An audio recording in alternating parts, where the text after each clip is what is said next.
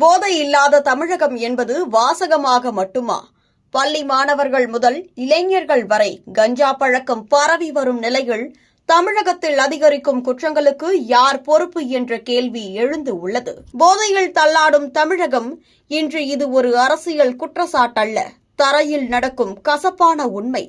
கஞ்சா, போதை மாத்திரைகள், மது போதையால் தமிழகம் முழுவதும் குற்ற செய்திகள் சாதாரண செய்தியாக மாறிவிட்டன.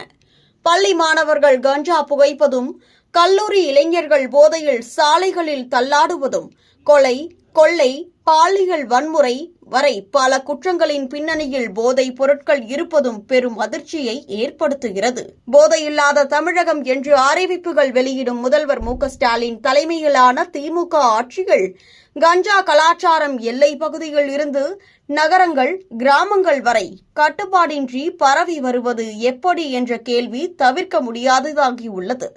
காவல்துறையின் கைதுகள், பறிமுதல் செய்திகள் தினமும் வெளியாகினாலும் போதைப் பொருட்களின் வேரை பிடுங்குவதில் அரசு தோல்வியடைந்து விட்டதா என்ற சந்தேகம் மக்களிடையே உருவாகுகிறது.